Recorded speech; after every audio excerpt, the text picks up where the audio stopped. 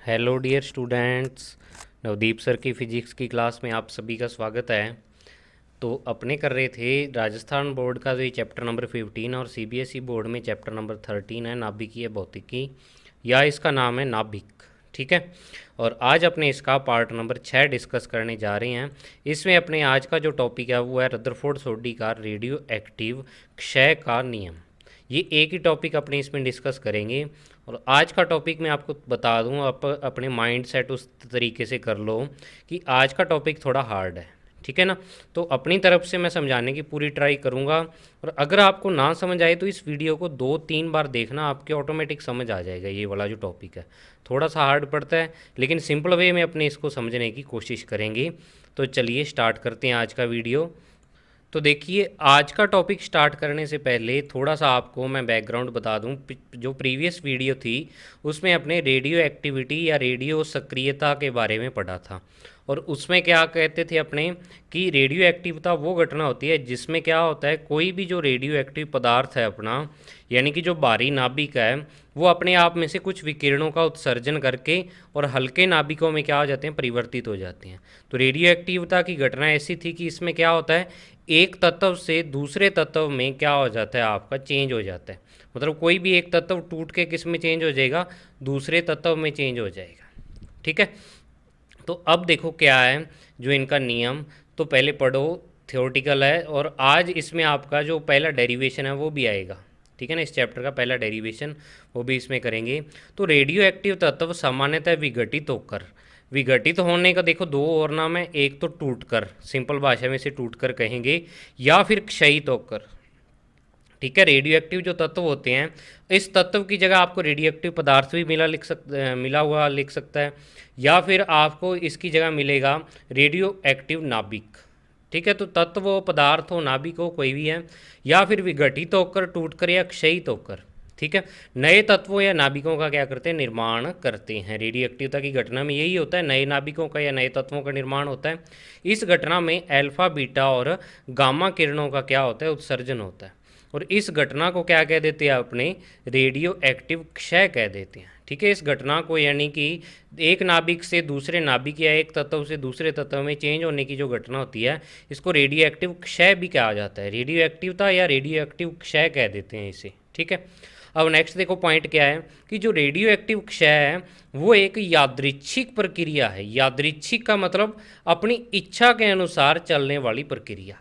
भी आप इसके बारे में ये अंदाज़ा नहीं लगा सकते भी कौन सा नाभिक इसमें टूटेगा और कौन सा नहीं टूटेगा, कौन सा चेंज होगा और कौन सा नहीं होगा। अपनी इच्छा के अनुसार तत्व में क्या होती है, ये चलने वाली प्रक्रिया होती है। या आप कहोगे भी ये वाले नाभिक पहले टूटेंगे, ये वाले बाद में टूटेंगे, या ये वाला जो परमाणु है ये पहले चेंज होंगे, दूसरे बाद में होंगे। तो ये क्या है, अपने इसके बारे में कुछ नहीं कह सकते। इसमें क्या करते हैं, अपने अंदाज़ा लगाते हैं। ठीक है। यह एक सांख्यिकी परिघटना है जो प्रायिकता के नियमों का पालन करती है। प्रायिकता मतलब आपने मैथमेटिक्स में पढ़ा होगा, प्रायिकता वाला जो चैप्टर है उसमें अपने क्या पढ़ते हैं, ज़्यादातर अंदाज़ा लगाते हैं भी ये वाली स्थिति भी संभव है, ये वाली स्थिति भी संभव है। तो उस हिसाब से अपने क्या करते हैं, अंदाज़ा लगाते हैं कि कौन सी घटना हो सकती है। तो उसी प्रकार इसमें भी क्या होता है, प्रायिकता के नियमों का पालन होता है। भी कौन सा नाभिक किस प्रकार टूटेगा या कौन सा नाभिक कब टूटेगा, उसका अपने अंदाज़ा लगा सकते हैं, पक्का नहीं बता सकते उसके बारे में। नेक्स्ट देखो, इसमें प्रत्येक नाभिक का विघटन एक स्वतंत्र घटना है। भी अपने आप में स्वतंत्र घटना है, किसी दूसरे पर डिपेंड नहीं होता। भी ऐसे नहीं भी कोई आपका जो पदार्थ है इसमें मान लो बहुत सारे नाभिक हैं, ये भी क्या हो कि ये साथ वाला एक नाभिक दूसरे से अटैच हो, भी जब ये विघटित होगा तभी ये होगा। तो अपने आप में हर एक नाभिक क्या होता है, स्वतंत्र होता है, अपने हिसाब से क्या होता है, विघटित होता है या दूसरे पदार्थ में बदलता है। ठीक है। नेक्स्ट देखो क्या है कि रेडियो एक्टिव क्षय या रेडियो एक्टिव विघटन के लिए रदरफोर्ड सोडी ने एक नियम दिया।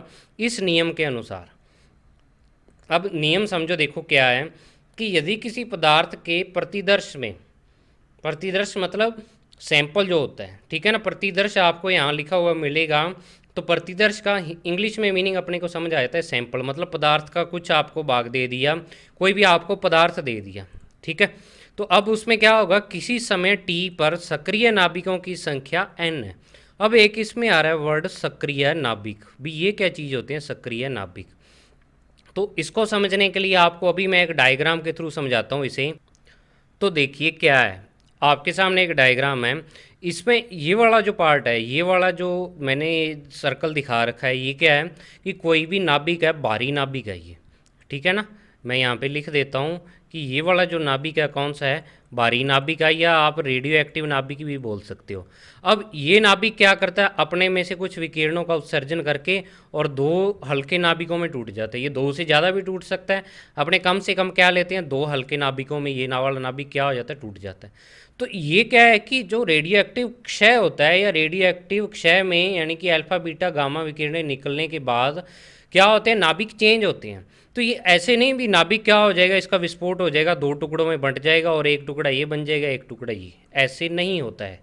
ठीक है, तो कैसे होता है, ये वाली प्रक्रिया कैसे होती है, देखो आप समझो इसको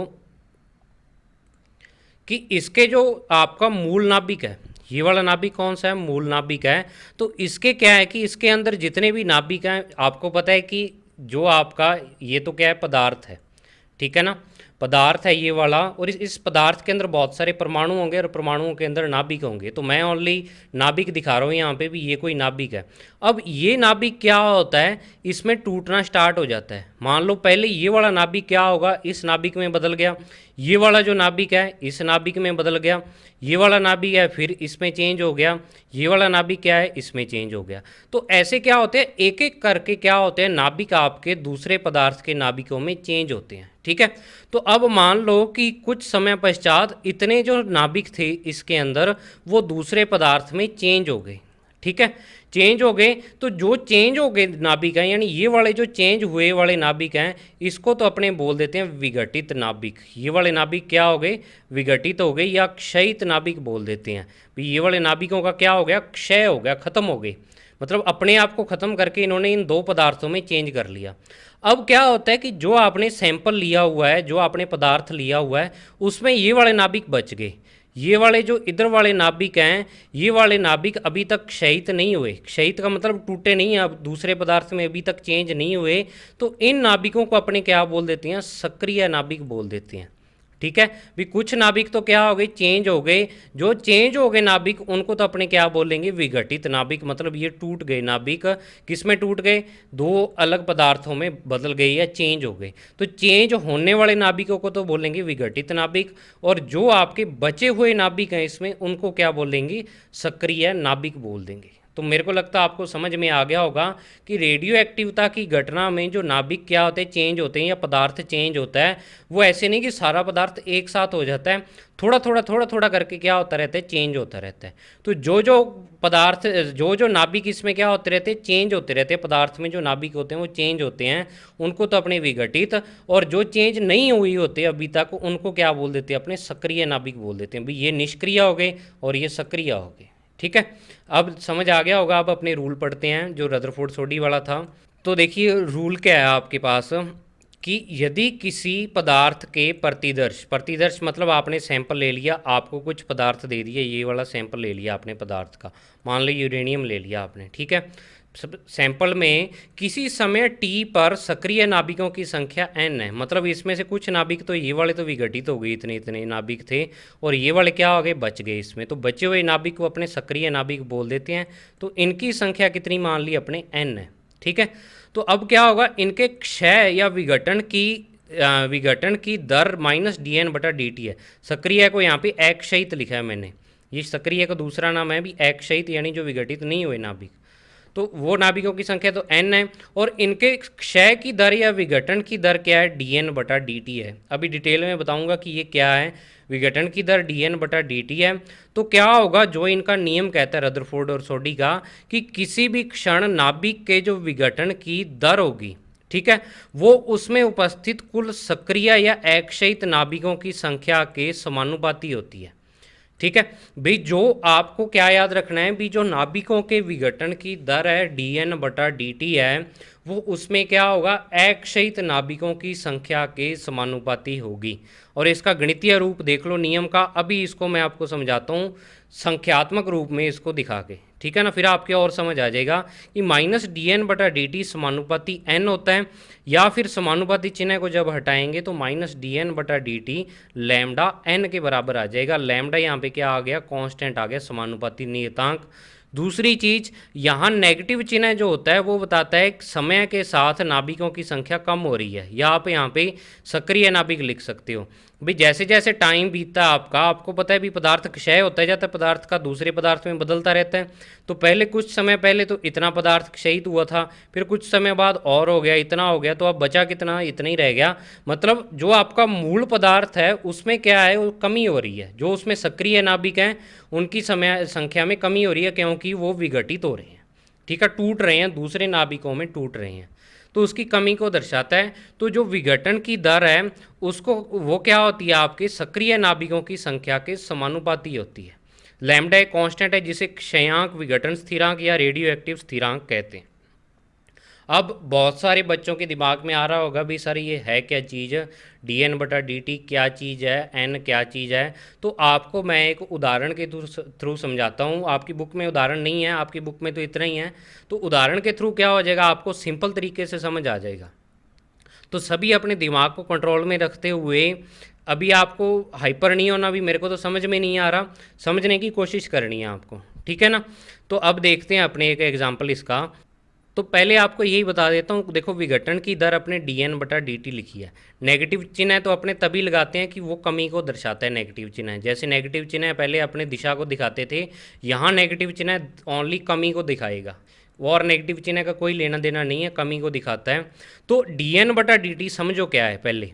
तो 1 सेकंड में क्षयित या विघटित होने वाले नाभिकों की संख्या को अपने क्या कह देते हैं, विघटन की दर। अब एक एग्जांपल लो, देखो जो आप वेग कहते हो, v बराबर, आपने पिछली क्लास में पढ़ा हुआ है कि v बराबर क्या होता है, dx/dt या ds/dt होता है, ठीक है। आप कह देते थे कि दूरी में या विस्थापन में परिवर्तन की दर को क्या कह देते हैं, वेग कह देते हैं। या आप क्या बोलते थे इसकी परिभाषा, कि इकाई समय में तय किया गया जो विस्थापन होता है उसी अपने क्या बोल देते हैं, वेग कह देते हैं। तो वेग की परिभाषा थी। अब उसी से आप विघटन की दर की परिभाषा याद रखो भी, 1 सेकंड में जितने नाभिक आपके क्षयित या विघटित होते हैं, मतलब पदार्थ है आपका, इसमें कितने नाभिक 1 सेकंड में क्या हो रहे हैं, दूसरे जो तत्व या पदार्थ में चेंज हो रहे हैं, उन नाभिकों की संख्या को अपने क्या बोल देते हैं, विघटन की दर बोल देते हैं।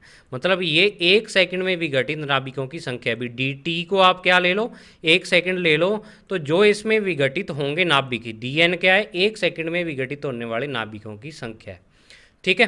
अब एक उदाहरण द्वारा समझो इसको, जो आपका रूल है रदरफोर्ड सोडी वाला।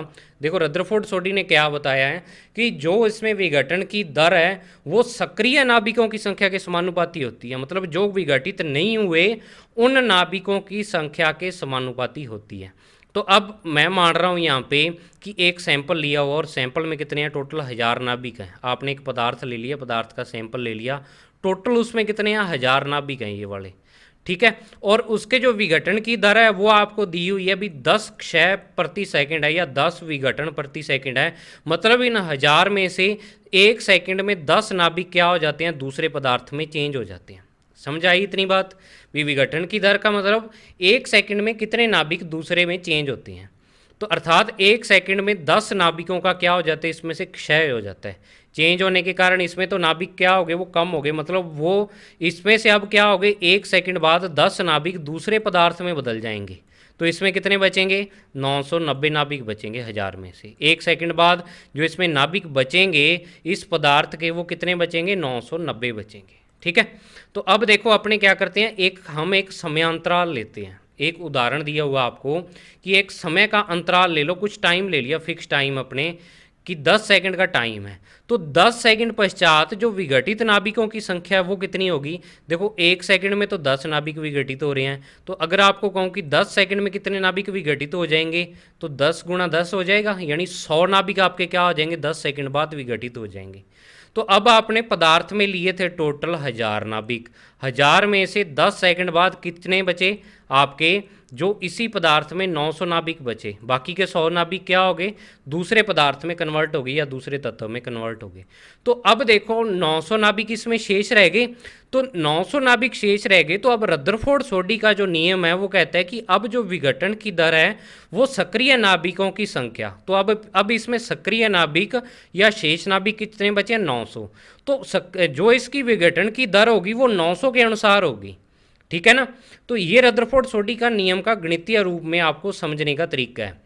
भी रदरफोर्ड सोडी का नियम कहता है भी सक्रिय नाभिकों पर ही क्या डिपेंड करती है, आपके विघटन की दर डिपेंड करती है। जब तो आपके 1000 नाभिक थे तो विघटन की दर कितनी थी, 10 क्षय प्रति सेकंड थी। तो अब अगर आपके पास 900 नाभिक हैं तो आप अंदाजा लगाओ विघटन की दर कितनी होगी। 1000 थे तो कितनी थी, 10 थी। 900 थे तो मतलब कितनी होगी, अब विघटन की दर 900 के हिसाब से 9 नाभिक पर सेकंड होगी। ठीक है ना। अब अगर मान लो कि एक और बार ले ले अपने भी, पुनः अगर 10 सेकंड का पश्चात 10 सेकंड बाद का अपने टाइम पीरियड ले लें तो 10 सेकंड पश्चात और कितने नाभिक विघटित हो जाएंगे। तो वो नाभिक अब विघटन जो होगा उनका इस दर के हिसाब से होगा, ना कि 10 वाली दर के हिसाब से। यानी अब जो विघटित होंगे इसमें नाभिक वो 10 गुणा 9 होंगे। मतलब 10 सेकंड में, अब वाले 10 सेकंड में जो नाभिक होंगे वो कितने होंगे, 90 नाभिक विघटित हो जाएंगे। ठीक है। तो अब इसमें शेष नाभिक कितने बचेंगे, 810 बचेंगे। अब इससे आगे 810 बचने के बाद आपको कह दूं भी अब 810 बच गए तो विघटन की दर अब कितनी होगी, वो क्या हो जाएगी, इसका 1/100 हो जाएगी। मतलब आप इसको 100 से भाग कर दो तो 8.1 नाभिक होगा। क्योंकि देखो 1000 नाभिक थे तो 10 क्षय पर सेकंड थी, मतलब 100 से भाग दे दिया आपने 1000 को, तभी 10 क्षय पर सेकंड आया। जब 900 नाभिक थे तो कितनी होगी विघटन की दर, 9 नाभिक पर सेकंड होगी। और जब 810 नाभिक थे तो तब कितनी होगी, 8.1 नाभिक पर सेकंड होगी। अब अगर आपको मैं कह दूं भाई अब इस स्थिति के बाद अगर आपसे पूछ लें भी इसमें जो नाभिक होंगे नेक्स्ट 10 सेकंड में कितने नाभिक विघटित होंगे, तो नेक्स्ट जो 10 सेकंड में नाभिक विघटित होंगे वो आप क्या करोगे, अब 8.1 को आप 10 से गुणा करोगे। तो मतलब अब नेक्स्ट 10 सेकंड में आपके 81 नाभिक विघटित होंगे। ठीक है। तो अब देखो आप जो रदरफोर्ड सोडी का नियम है उसी के अनुसार ये चीज़ चल रही है कि जो आपका dn/dt है माइनस में वो किसके समानुपाती होता है, सक्रिय नाभिकों की संख्या के समानुपाती होता है। तो अब ये वाली वैल्यू भी क्या हो रही है, जैसे जैसे इधर वाला मान आपका कम हो रहा है, n का मान आपका कम हो रहा है। n पहले कितना था, 1000 था, फिर आपका n कितना आया, 900 आ गया, फिर आपका n कितना आया, 810 आ गया। तो पहले जब 1000 थी तो तब dn/dt की वैल्यू कितनी थी, 10 क्षय पर सेकंड थी। जब आपका 900 हो गया तो कितनी होगी, 9। जब आपका 810 हो गया तो ये होगी 8.1। मतलब ये भी क्या हो रही है, साथ साथ कम हो रही है। जैसे जैसे सक्रिय नाभिकों की संख्या में कमी आती है वैसे वैसे विघटन की दर भी क्या होती जाती है, कम होती जाती है। तो आप ये कह सकते हो भी क्या है कि सेम समय में नाभिक क्या होते हैं, अब कम विघटित होते हैं। मतलब जैसे जैसे आपका पदार्थ क्या होता जाएगा, बदलता जाएगा।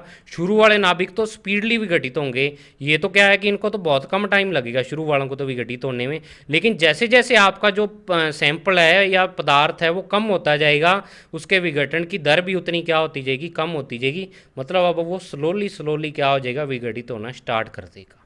ठीक है। इसको एक बार दोबारा देखना फिर आपके समझ आ जाएगा भी है क्या चीज़ ये। और मुझे लगता है कि ज़्यादातर स्टूडेंट्स के ये बात समझ में आ गई होगी। अब दोबारा उसी रूल पर चलते हैं अपने। तो अब देखो आपको वही रदरफोर्ड सोडी का जो नियम है क्या था कि किसी भी क्षण नाभिक के विघटन की दर यानी dn/dt उसमें उपस्थित कुल सक्रिय या अक्षयित नाभिकों की संख्या के समानुपाती होती है। ये रदरफोर्ड सोडी का नियम का कथन है। अगर आपको कथन लिखना आ जाए तो कथन आप ये रेड कलर वाला लिखोगे ऊपर। ठीक है। अब नेक्स्ट देखो dn/dt समानुपाती क्या है, n है। मतलब n कम होगा तो ये dn/dt भी क्या होगा, कम होगा। n बढ़ेगा तो क्या होगा, dn/dt भी बढ़ेगा।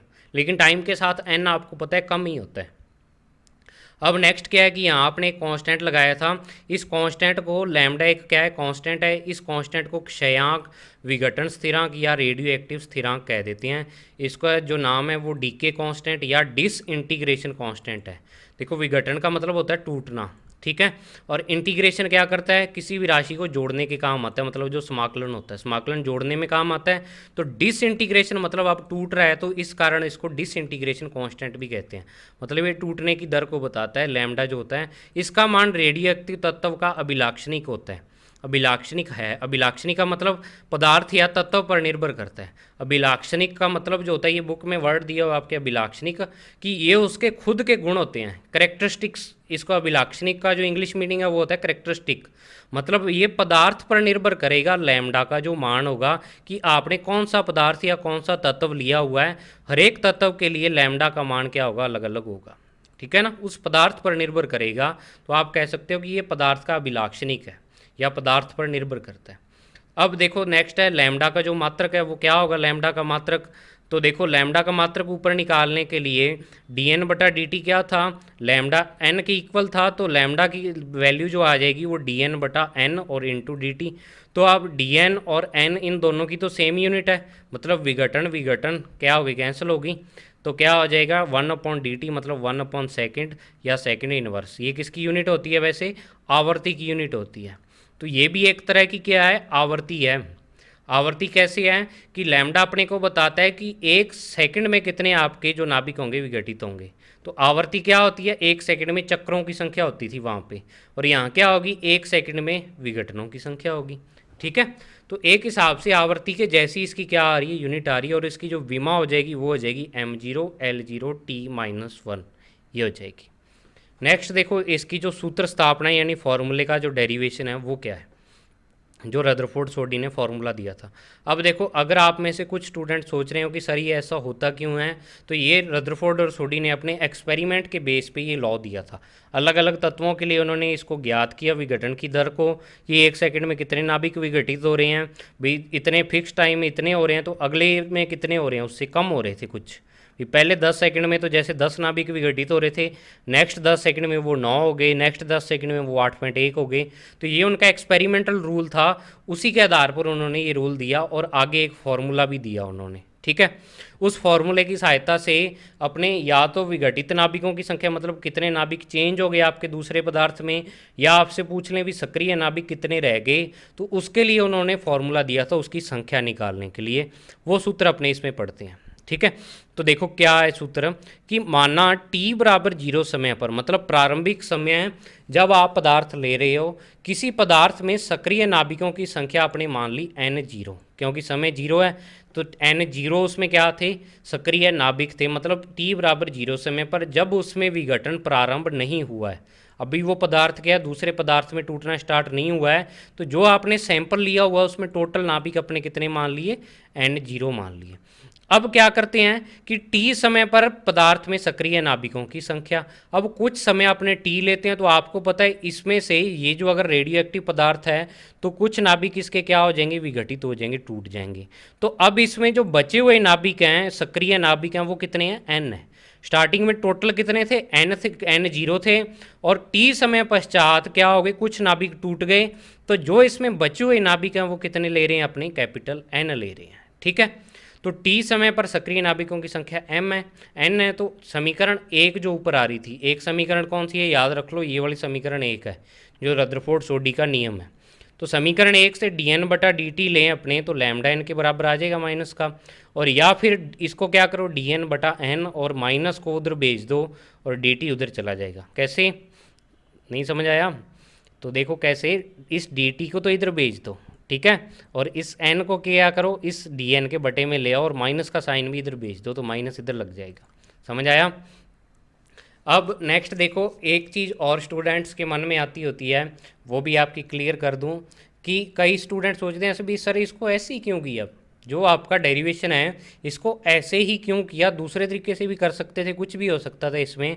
तो वो भाई आपको बता दूं कि ये जो डेरिवेशन है ये वही डेरिवेशन है जो रदरफोर्ड और सोडी ने निकाले थे अपने। ठीक है ना, तो जो उन्होंने नियम निकाला अपने को, तो उसी हिसाब से चलना पड़ेगा, जो उन्होंने अपनी किताबों में लिखा तो उस हिसाब से चलना पड़ेगा। तो आप अपने खुद की तरफ से कैलकुलेशन नहीं बना सकते कोई भी, जो दी हुई कैलकुलेशन है वो ऑथेंटिक कैलकुलेशन है, प्रायोगिक रूप से उस कैलकुलेशन को ज्ञात किया गया है, तो इसको इसी तरीके से करना पड़ेगा भाई, फिजिक्स में ये रूल है। ठीक है, तो अब क्या करेंगे, अपने दोनों तरफ समाकलन कर देते हैं। क्या करते हैं, दोनों तरफ समाकलन कर देते हैं। तो जब समाकलन करेंगे तो देखो क्या आएगा इसमें, कि इधर तो इसका समाकलन हो जाएगा और इधर इसका। अब लिमिट कैसे लगाते हैं, कि जो संख्या डी टी या डी एक्स या d x d y d r इस टाइप से होती है, लिमिट उसी की लगाते हैं, मतलब जिसके सापेक्ष आप समाकलन करते हो लिमिट उसी की लगाई जाती है। ठीक है, ये समाकलन का नियम होता है। तो अब देखो इधर डी टी है, तो देखो लोअर लिमिट क्या लगाएंगे, जो प्रारंभिक समय वाली लिमिट और जो अपर लिमिट है यानी ऊपर वाली सीमा है, उच्च सीमा है, वो क्या लगाएंगे अपने कि जो बाद वाला समय है टी समय है, तो प्रारंभिक समय 0 था और ऊपर वाला कितना था, टी समय था। और इधर जो लिमिट लगेगी वो डी एन के हिसाब से लगेगी। तो डी एन क्या है, नाभिकों की संख्या है। तो प्रारंभ में नाभिक एन 0 थे और टी समय बाद कितने हो गए, एन हो गए। तो इधर क्या हो जाएगी लिमिट एन 0 से एन, और इधर क्या हो जाएगी 0 से टी। अब नेक्स्ट देखो, इसका समाकलन करेंगे तो ये वाला समाकलन इस टाइप से है, आप ऐसे कह सकते हो भी 1/n और डी एन, एक ही बात है, डी एन बटा एन या 1/n डी एन। तो 1/n का क्या हो जाता है, log ई आधार n हो जाता है, log ई आधार n, और लिमिट ऊपर आ जाएगी। और इधर आपको पता है कि लैम्डा क्या होता है, एक कांस्टेंट होता है, और कांस्टेंट का समाकलन नहीं होता, तो कांस्टेंट समाकलन से बाहर आ जाएगा माइनस का, और अंदर बचेगा dt, dt का क्या हो जाएगा t। इधर अपने क्या कर देंगे, अपने समाकलन की लिमिट पुट कर देंगे, log n की जगह पहले तो n आएगा, अपर लिमिट आएगी, फिर लोअर लिमिट आ जाएगी log n 0, और माइनस में क्या आ जाएगा लैम्डा, और dt की जगह क्या आ जाएगा t हो जाएगा समाकलन। तो ये t माइनस 0 बनेगा, तो t माइनस 0 मतलब t आ जाएगा, तो इधर बनेगा लैम्डा t, और इधर देखो क्या बनेगा log e n minus log e n 0, यहाँ ई बेस लगा लेना, भूल गया मैं, एन 0। अब देखो लॉग का नियम होता है कि दो लॉग माइनस में हो तो वो क्या हो जाते हैं, बटे में हो जाते हैं, अपॉन में हो जाते हैं। तो क्या हो जाएगा ये n बटा एन 0 हो जाएगा लॉग का, और ये लैम्डा टी। अब नेक्स्ट देखो भाई, यहाँ बायो वाले स्टूडेंट्स को प्रॉब्लम आ सकती है, मैथमेटिक्स वालों ने तो पढ़ रखा होगा कि आपको अगर क्या दिया हो, लॉग दिया हो इस टाइप से और इधर लैम्डा टी, तो दोनों तरफ अपने इस लॉग को हटाने के लिए क्या करते हैं, इन दोनों को ई की पावर के रूप में लिख लेते हैं। या आप कह दो भी अगर आपको इस साइड से लॉग हटाना है तो ये वाला ई क्या हो जाएगा, इधर चला जाएगा, और ये वाली संख्या इसकी क्या बन जाएगी, पावर। मतलब n बटा एन 0 की वैल्यू निकालनी हो तो ये क्या हो जाएगा, लॉग इधर जाके ई बन जाएगा, ठीक है, और ये क्या बन जाएगी ई की power minus lambda T. Detail में इसके बारे में मैथ में पढ़ लोगे आप, बायो वाले स्टूडेंट इसको डायरेक्ट याद रखें, ज़्यादा उलझन में पढ़ने की ज़रूरत नहीं है, क्योंकि ये लेंथी कैलकुलेशन है, मैथ वाले कर लेंगे, आप याद रखो ओनली इसको, ठीक है। अब याद से याद रख सकते हो, इसकी प्रैक्टिस करके देख लेना फॉर्मूले की, 2-3 बार याद हो जाएगा ये। तो n बटा एन 0 क्या हो जाएगा, ई इधर चला जाएगा और ये बन जाएगा ई की पावर माइनस लैम्डा टी। और अगर मैं यहाँ से n की वैल्यू निकाल लूँ तो n 0 इधर क्या हो जाएगा गुणा में, तो n बराबर n 0 ई की पावर माइनस लैम्डा टी। तो n क्या है, किसी समय t पर सक्रिय नाभिकों की संख्या। तो टी आप क्या करो, कोई भी अगर आपको समय दे दे भी टी बराबर 10 सेकंड पर किसी नाभिक को निकालो, या 15 सेकंड पर, 20 पर, कितना भी टाइम दे दें, तो उस टाइम पर कोई भी आपको अगर सैंपल दिया हुआ हो उसमें आप सक्रिय नाभिकों की संख्या मतलब अविघटित नाभिकों की संख्या निकाल सकते हो। तो इस सूत्र की सहायता से किसी भी समय पदार्थ या तत्व के सक्रिय नाभिकों की संख्या ज्ञात की जा सकती है। जो इसके शब्दों का जाल है उसको समझना जरूरी है। सक्रिय नाभिक या सक्रिय का दूसरा नाम है अविघटित नाभिक, यानी जो अभी नाभिक टूटे नहीं है, विघटित नहीं हुए, ठीक है ना। तो सक्रिय या अविघटित एक ही बात है। तो नेक्स्ट देखो क्या है कि अगर अपने क्या करें, इस इक्वेशन जो आपके पास आई है ऊपर वाली, इसका क्या बनाएं, ग्राफ बनाएं। तो ग्राफ में क्या आएगा, ई की पावर माइनस आ रही है, ई की पावर क्या आ रही है, नेगेटिव में आ रही है। तो ई की पावर जो नेगेटिव में आती है वो क्या आ जाएगा, मतलब जैसे जैसे आप टी का मान बढ़ाओगे एन का मान क्या होता जाएगा, कम होता जाएगा। तो सबसे हाईएस्ट क्या होगा आपका, जब टी बराबर 0 होगा तब इसका मान क्या हो जाएगा, सबसे हाईएस्ट वैल्यू हो जाएगी, क्योंकि ये ई की पावर क्या बन जाएगी, -0 बन जाएगी, और ये अपॉन में जाके ई की पावर 0, और किसी की पावर 0 क्या होती है, 1 होती है। तो जब ये वाली वैल्यू क्या हो जाएगी, 1 हो जाएगी, तो n बराबर क्या आ जाएगा, n 0 के बराबर आ जाएगा। मतलब आप कह सकते हो कि ग्राफ में इधर तो अपने क्या ली हुई है, सक्रिय नाभिकों की संख्या, और इधर लिया हुआ है समय। तो ये वाला समय t बराबर 0 वाला समय है, तो इसके संगत क्या है कि जो अपने नाभिक है वो हाईएस्ट आ रहे हैं, मतलब सक्रिय नाभिकों की संख्या t बराबर 0 समय वाली ये है n 0 जो आपने मानी हुई है, तो ये n 0 का मान है। अब इसके बाद जैसे जैसे आप क्या करोगे, t का मान बढ़ाते जाओगे, e की पावर क्या हो जाएगी, नेगेटिव में बढ़ेगी, नेगेटिव में बढ़ेगी, मतलब ये पावर क्या आएगी, अपॉन में आती जाएगी, और जो आपका ग्राफ ऐसे कम होता जाएगा।